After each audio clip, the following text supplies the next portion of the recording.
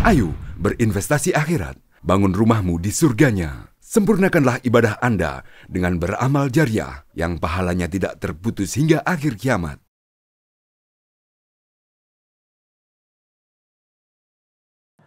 Assalamualaikum warahmatullahi wabarakatuh.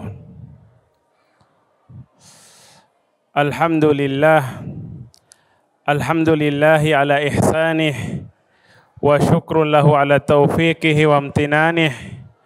Wassalatu wassalamu ala ashrafil anbiya'i wal mursalin wa ala alihi wa ashabih. Thumma amma ba'd.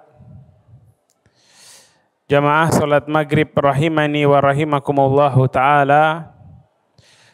Kita senantiasa bersyukur kepada Allah subhanahu wa ta'ala atas segala nikmat yang telah Allah karuniakan kepada kita. Tentu dengan syukur yang sesuai dengan apa yang diperintahkan oleh Allah.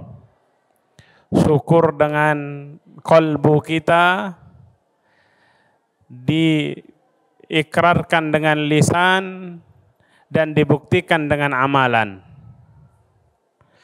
Salawat dan taslim senantiasa kita haturkan kepada tauladan kita, Rasulullah sallallahu alaihi wasallam, beserta keluarga beliau, sahabat-sahabat beliau, para tabi'in dan tabi'ut tabi'in, serta kita memohon kepada Allah subhanahu wa ta'ala, semoga kelak di yaumil akhir kita termasuk umat Nabi Muhammad sallallahu alaihi wasallam yang akan mendapatkan syafaat dari beliau sallallahu alaihi wasallam. Amin ya rabbal alamin.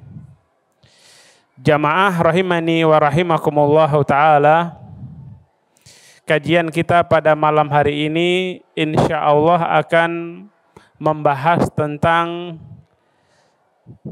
salah satu adab di antara adab-adab yang diajarkan oleh Islam, yang bersumber dari teladan kita Nabiullah Muhammad sallallahu alaihi wasallam, dari keteladanan beliau, karena memang Allah jadikan beliau sallallahu alaihi wasallam sebagai teladan bagi orang-orang yang beriman. Laqad kana lakum fi Rasulillahi uswatun hasanah. Dan kita setiap kali berusaha meneladani beliau, baik itu dalam hal ibadah, muamalah,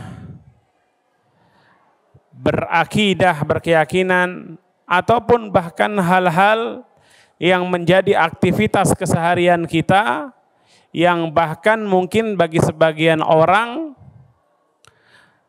dia menganggap hal tersebut adalah hal yang tidak penting, ya. Buktinya sebagian orang menganggap itu tidak penting karena mungkin kebanyakan orang beranggapan hal tersebut tidak bernilai atau tidak bisa membawa kebaikan, tidak bisa mengantarkan orang kepada surganya Allah misalnya. Tapi ternyata dengan semakin kita belajar tentang agama Islam, semakin belajar tentang nilai-nilai Islam secara detail, kita akan semakin faham bahwasanya jalan-jalan kebaikan itu begitu banyak. Bahkan hal yang merupakan rutinitas kita, kita biasa menganggap itu sekedar rutinitas karena kebutuhan kita sehari-hari, tapi ternyata bisa bernilai kebajikan, bisa bernilai pahala di sisi Allah subhanahu wa ta'ala. Di antaranya yang akan kita bahas yaitu tentang adab qada'il hajah, adab-adab yang berkaitan tentang buang hajat. Dalam Islam bahkan buang hajat pun ada adabnya, Pak. Apalagi urusan-urusan yang lebih besar, apalagi urusan yang jelas-jelas dia adalah ibadah mahdah. tentu ada aturannya. Urusan buang hajat, ya, ada aturannya, ada adabnya. Yang itu dijelaskan oleh Nabi SAW. Beliau ajarkan kepada umat ini. Sampai-sampai dulu orang-orang kafir, ya, dalam riwayat disebutkan ada seorang Yahudi, dalam riwayat lain disebutkan ada al-musyrikun, orang-orang musyrik dulu. Ketika bertemu dengan salah seorang sahabat, yaitu Salman Al-Farisi radhiyallahu taala anhu, mereka mengejek, bertanya dengan tujuan nyinyir, ngejek. Sahibukum 'allamakum kulla syai'. Wah, Nabi kalian mengajarkan kepada kalian semua hal, ya. Mengatakan itu, kata para ulama, orang-orang musyrik tadi, dalam riwayat orang Yahudi, tujuannya bukan untuk memuji, tujuannya untuk nyinyir, untuk mengejek. Wah, Nabi kalian ngajarin segala hal, ya. Maka dengan percaya diri dan bangga, Salman Al-Farisi mengatakan, ajal, iya benar. Hatta al-khira'ah, Nabi SAW mengajarkan kepada kami sampai urusan adab buang hajat. Ya. Orang-orang musyrik mengatakan hatta al-khira'ah, ajal, benar. Sampai urusan buang hajat, Nabi mengajarkan kepada kami. Allah yastaqbilana ahaduna aw yastadbira ahaduna al-qiblah bi baulin aw gha'itin wa alla yastanjiya bil yamin. Beliau katakan dengan percaya diri dan bangga, langsung menjelaskan contoh secara detail. Beliau mengatakan benar, Nabi kami mengajarkan bahkan urusan buang hajat. Beliau mengajarkan kepada kami kalau sedang buang hajat, kami diajarkan untuk tidak menghadap ataupun membelakangi kiblat. Untuk menghormati dan mengagungkan kiblat. Agar ketika buang hajat kita tidak menghadap ataupun membelakangi kiblat. Kemudian kalau istinja ini membersihkan bekas atau kotoran bekas, najis bekas buang hajat. Agar kami tidak istinja menggunakan tangan kanan. Yang begini tidak ada di dalam agama yang lain. Ya. Islam mengajarkan sampai urusan itu. Ya.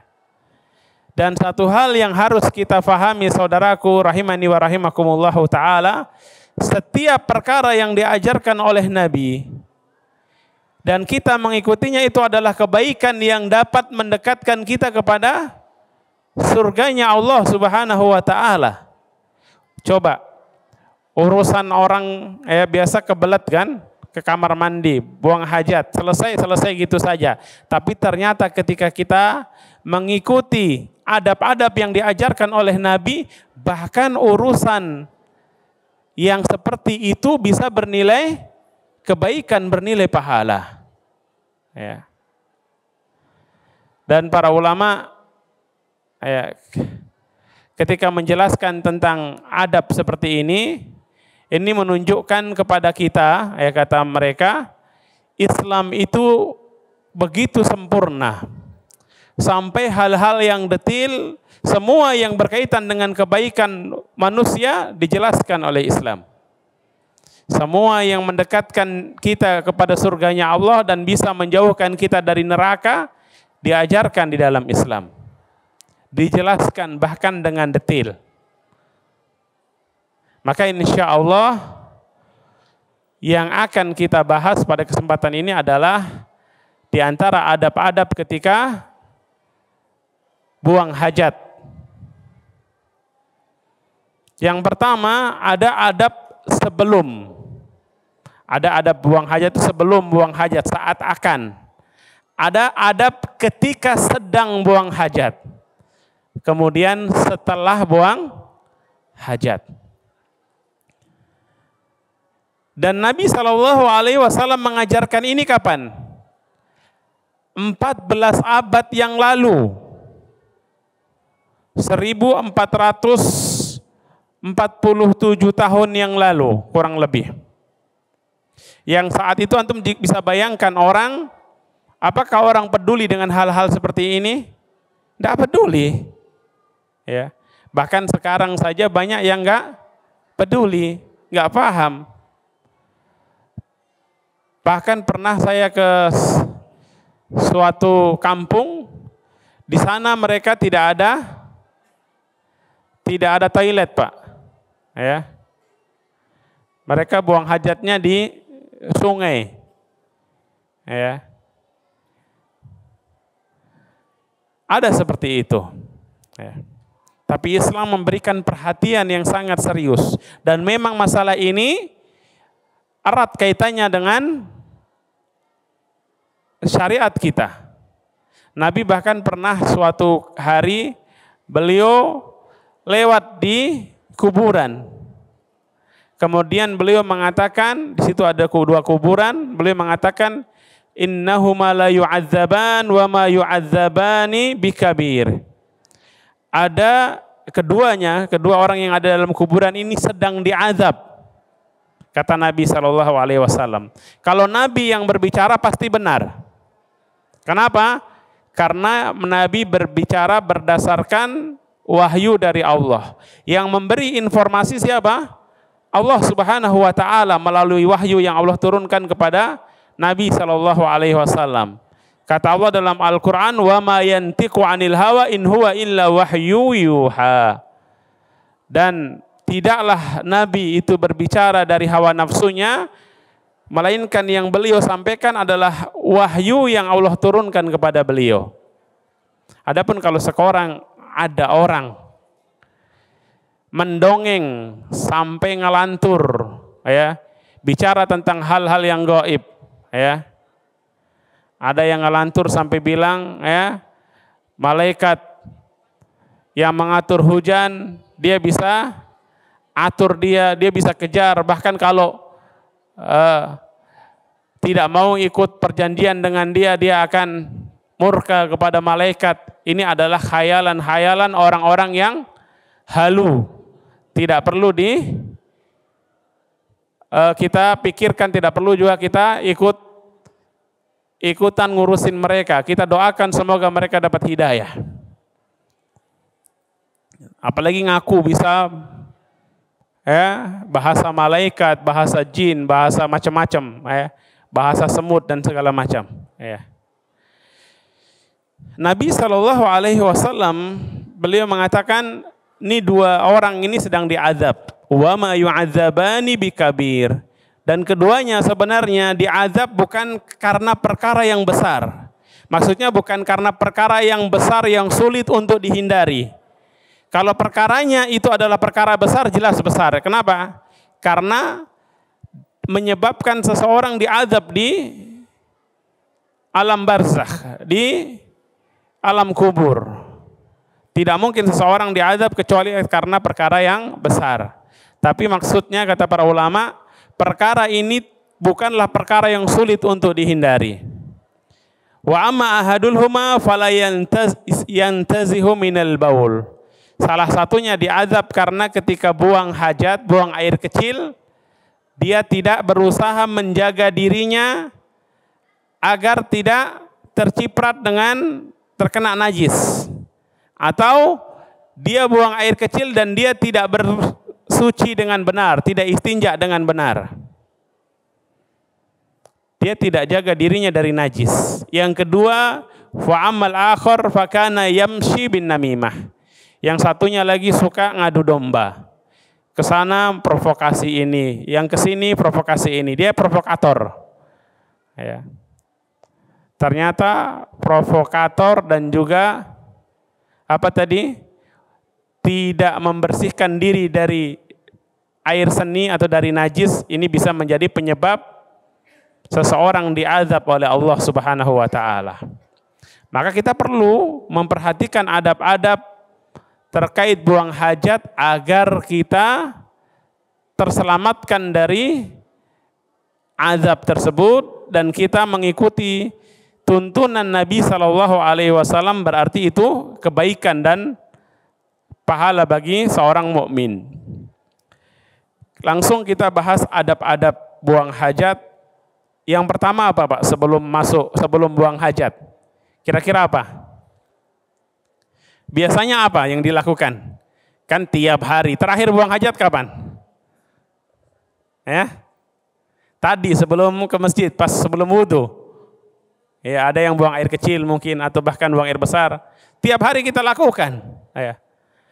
Kalau kita lakukan itu hal yang kita anggap sebagai hanya membuang kotoran, membuang hal yang kita anggap tidak penting, tapi ternyata ketika kita perhatikan adabnya bernilai kebaikan.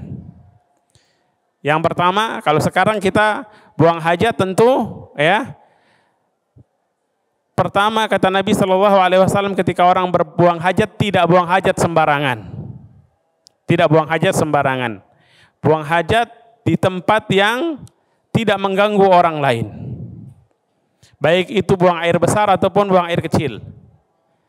Dulu kadang anak-anak atau mungkin orang-orang, sebagian orang sudah dewasa, ya, entah karena hilang kesadarannya atau memang ya dia nggak sadar aslinya, ya. Kadang ada yang sengaja buang atau kencing di jalanan, ya. Buang hajat di jalan tidak boleh, ya. Kemudian kata Nabi Shallallahu Alaihi Wasallam, ittaqu la'inain, jauhilah dari kalian dua hal yang bisa menyebabkan seseorang dilaknat. Yang pertama, orang yang buang hajat di jalannya manusia, tempat orang lalu lalang dia buang hajat di situ. Nah, ini bisa menimbulkan seseorang mendapat laknat. Atau yang berikutnya di aufidillihim, di bawah pohon yang di situ adalah tempat mereka berteduh. Ya. Atau kalau sekarang mungkin kurang lebih ada tempat misalnya orang duduk-duduk nongkrong di situ, dia sengaja buang hajat di situ. Maka ini termasuk perkara yang terlarang dan bisa menyebabkan seseorang mendapatkan laknat. Ya, mendapatkan laknat. Dalam riwayat lain disebutkan seseorang dilarang fala yabulanna ahadukum fima'in raqid thumma yastahimu fih. Tidak boleh seseorang buang air kecil ya di tempat air yang tidak mengalir. Misalnya di mana? Di mana? Ke kolam renang. Ya. Nggak boleh kita. Ada orang, ya, kalau mau buang air kecil ya ke kamar kecil. Ya. Kalau di sungai atau di lautan, ya. Kalau di lautan nggak terlalu ngefek ya. Masa antum mau menggaramin lautan, ya kan? Lautnya nggak terlalu berefek, ya. Ikannya nggak terlalu berefek mungkin. Apa ini dibilang? Ya. Tapi kalau di tempat yang airnya tidak mengalir seperti kolam renang, enggak boleh. Ya, enggak boleh. Atau air yang tempat mengalir digunakan untuk orang banyak, yang di sini ada yang pakai mandi, cuci, terus di sini ada yang buang air besar misalnya di atas, airnya nggak mengalir. Wah, sengaja kadang orang ya mau ngeprank orang lain. Ini termasuk perkara yang terlarang dalam Islam. Dilarang. Ya.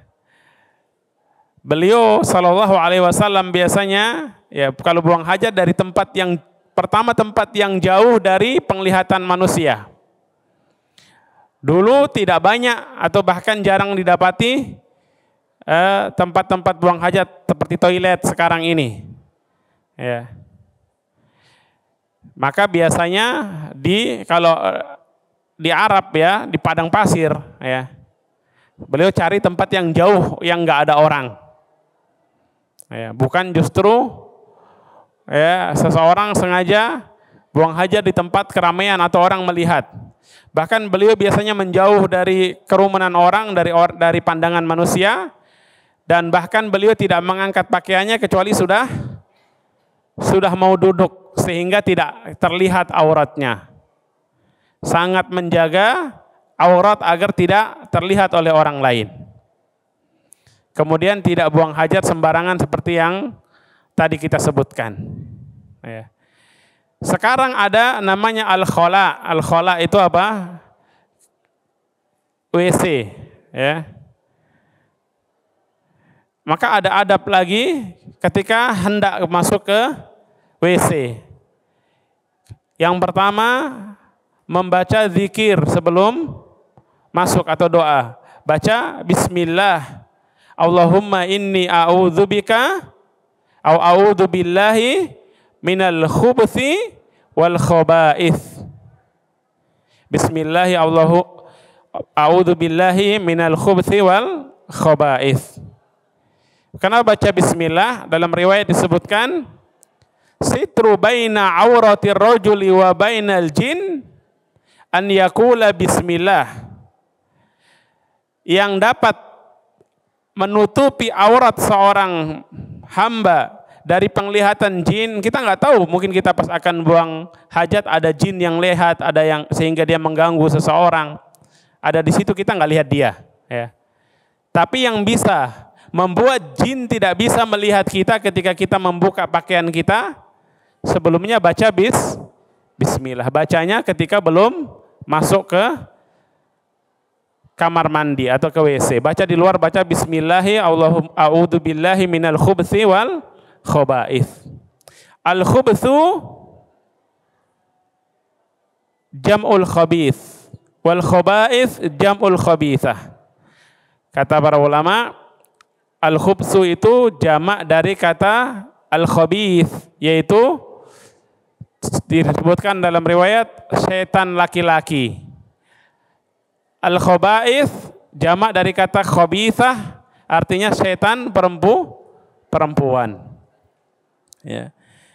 Kemudian ketika masuk ke toilet kita mendahulukan mana? Kaki kanan atau kaki kiri? Kaki kiri. Ketika masuk mendahulukan kaki kiri. Yang berikutnya tadi ketika buang hajat meskipun di dalam ruang tertutup, ya, di dalam ruang tertutup, di dalam rumah, di dalam kamar mandi, tetap tidak menghadap atau membelakangi kiblat. Memang ada ulama yang berpendapat boleh kalau di ruang tertutup, tapi pendapat yang lebih aman dan tidak diperdebatkan lagi, kita berusaha untuk tidak menghadap ke kiblat ataupun membelakangi kiblat. Ada sebuah riwayat disebutkan dulu para sahabat ketika menaklukkan negeri Syam, yang negeri Syam itu notabene-nya mereka dahulu orang-orang ahlul kitab. Ketika kaum muslimin sudah menaklukkan sana, ternyata al-marahid qad wudi'at yastaqbilul kiblah. Toilet itu sudah dibangun menghadap kiblat ternyata. Fakunna nusyarriku aw nugarribu. Maka para sahabat apa yang mereka lakukan? Mereka berusaha untuk ketika buang hajat miring menghadap ke barat atau ke timur. Nabi juga pernah mengatakan syarriku wa gharribu. Beliau di Madinah. Beliau mengatakan berusaha menghadap barat atau timur. Kenapa barat atau timur? Karena posisi kiblat atau Mekah dari Madinah di arah mana? Arah Mekah itu arah mananya Madinah? Selatan. Ya. Kalau kita jangan menghadap barat karena Mekah atau Ka'bah kiblat itu arahnya arah barat kalau dari kita. Maka kita menghadapnya ke selatan atau ke utara, ya. Taib. Jadi tidak membelakangi ataupun menghadap ke kiblat. Dan ini bentuk ta'zim kita kepada kiblat yang di sana ada Baitullah. Ya. Yang berikutnya, ketika seseorang buang hajat, hendaknya dia tidak berbicara. Nabi SAW sedang pernah buang hajat, kemudian ada yang mengucapkan salam. Beliau tidak menjawab salam dan tidak menjawab dengan jawaban yang lain. Beliau tidak bilang, tunggu saya lagi buang hajat. Nah, tidak. Ya. Tapi beliau diam, tidak menjawab. Maka dari sini ulama menjelaskan hendaknya ketika sedang buang hajat dia tidak berbicara. Ya. Apalagi sambil orang terima telepon, ngobrol segala macam. Ini tidak dilakukan. Ya. Atau sebagian orang sambil bernyanyi-nyanyi, nah ini tentu tidak pantas, tidak benar. Ya. Kemudian di antara adab, ya, setelah selesai seseorang membersihkan kotoran atau bekas najis dari dia buang hajat tadi, baik buang air besar ataupun buang air kecil, pasti ada bekasnya. Ya. Yang terbaik membersihkannya dengan apa? Dengan air.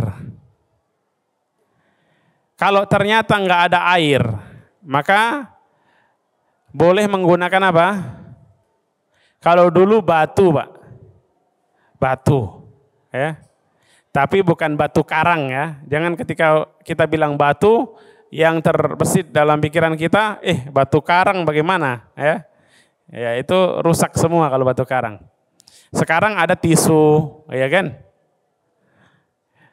Tapi kalau menggunakan itu, tidak boleh kurang dari 3. 3, boleh 3, kalau kurang bersih 5, 7, ya, dengan bilangan yang ganjil. Tapi minimal 3, minimal 3. Kemudian juga yang tidak boleh, seseorang beristijmar atau mengganti tadi tisu atau batu dengan tulang.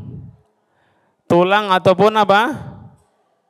Ataupun raus. Raus itu kotoran binatang yang sudah kering. Kemudian dia pakai untuk istijmar, ini juga tidak boleh. Kemudian setelah selesai keluar dari toilet, dia mendahulukan apa? Kaki kanan. Lalu membaca Ghufranaka, ampunanmu ya Allah. Memohon ampun kepada Allah. Para ulama menjelaskan kenapa kita baru buang hajat kok minta ampun pada Allah. Kita ini mestinya banyak bersyukur, banyak berzikir kepada Allah. Ya. Sebagian ulama mengatakan ketika kita buang hajat kita nggak berzikir, kan? Karena waktu yang kita tinggal untuk tidak berzikir tadi kita memohon ampun kepada Allah. Sebagian lagi mengatakan karena kita buang hajat itu sebenarnya nikmat dari Allah. Coba kalau nggak bisa buang hajat, Pak, bagaimana kira-kira? Ya, nggak bisa. Jangankan buang hajat, nggak bisa buang angin saja setengah mati, ya kan? Maka karena bisa jadi kita tidak bisa bersyukur atas nikmat tersebut, kita memohon ampun kepada Allah Subhanahu wa Ta'ala, ya. Karena kita kemungkinan besar tidak bisa bersyukur kepada Allah dengan sebagaimana mestinya atas nikmat tersebut, dan ternyata banyak orang nggak sadar atas nikmat tersebut, maka kita memohon ampun kepada Allah Subhanahu wa Ta'ala. Kemudian tadi saat membersihkan najis, ya, harus dipastikan benar-benar bersih. Ya. Tangan yang digunakan membersihkan pertama tangan kiri, ya kan? Tidak boleh tangan kanan. Tidak boleh tangan kanan untuk cebok atau untuk istinja. Terutama buang air besar ini kadang terkena, ya, najis. Pastikan bersih. Bagaimana memastikan tangan kita bersih dari najis? bisa dilihat. Tidak ada bekas warna najis. Tidak ada tersisa baunya. Ya, biasa disebutkan dideteksi masih ada najis atau tidak itu dari 3 hal. Warna, bau, ataupun rasa. Tapi pernah tes rasa? Nggak pernah kan? Paling 2 itu ya. Ya, 2. Taib. Itu diantara adab yang perlu kita perhatikan ketika buang hajat, dan ketika kita lakukan semua itu dalam rangka meneladani Rasulullah Shallallahu Alaihi Wasallam, maka itu adalah sebuah kebaikan. Sebagian orang tidak memperhatikan hal ini, padahal Islam yang begitu indah, dan dengan mengkaji Islam semakin dalam, mengkaji Islam semakin detail, insya Allah kita semakin bersyukur kepada Allah Subhanahu Wa Taala. Semoga Allah karuniakan kita kebaikan-kebaikan yang lainnya, dan semoga Allah berikan kita keistiqomahan untuk terus belajar Islam dan mengamalkan nilai-nilai Islam yang sudah kita pelajari. Amin ya rabbal alamin. Wallahu taala a'lam bisawab. Subhanakallahumma bihamdik, asyhadu an la ilaha illa anta, astaghfiruka wa atubu ilaik. Assalamualaikum warahmatullahi wabarakatuh. Ayo dukung media dakwah Masjid Agung Al-Akbar dengan ikut berdonasi pengadaan alat multimedia dan operasional dakwah. Usia boleh terputus, pahala jariah mengalir terus.